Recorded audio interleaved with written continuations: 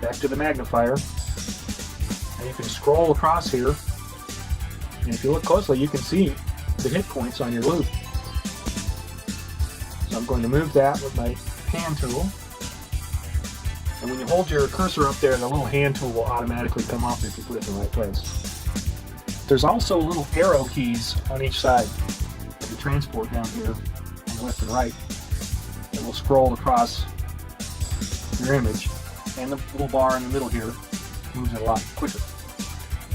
Now when I mouse up to the line on the left, the hand tool will come up and I will move that selection over. Now we'll hold down the shift key and press play.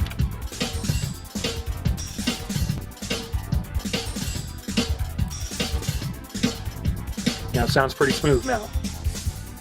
And you can fine tune that simply by zooming in on the wave.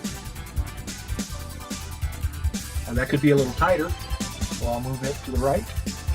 It's easy to test it again, shift spacebar. Perfect. Now what you're going to do is copy that. Now you can go up here under Edit, Copy, or what's easier is to hold down the Control key and press C. The next step is New, so it's File, New. The easiest way to do that is Control N.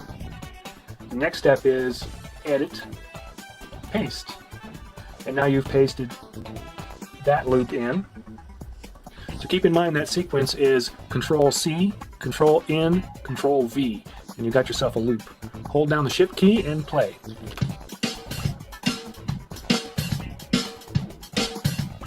Okay, now you go under File and say Export as Wave, and call it Drum Loop 120, and save.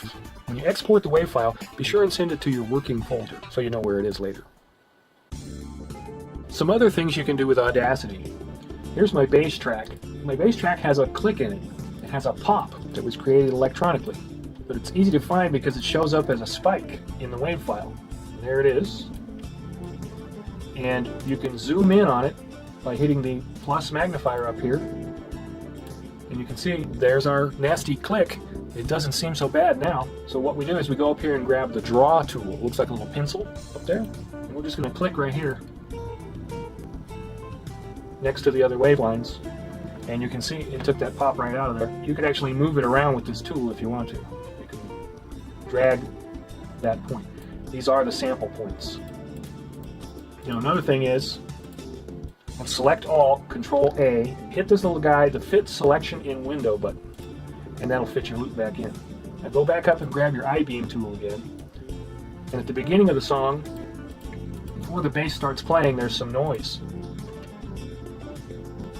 A low rumbling from the guitar. All I have to do is select that. We don't want to delete it, but you go here and it says Generate at the top menu, and the first thing there is Silence. Generate silence. Generate silence. And now it's quiet there. There's no more noise. And you can do the same thing at the end. A lot of times there's some rumbling or noise in the background. In that case there's not, but what we can do is fade that out if we want. So you just use the I-beam tool, select the end of your track and say Effect, Fade Out. And it'll give you a nice fade out on the end of your audio. Make things nice and clean.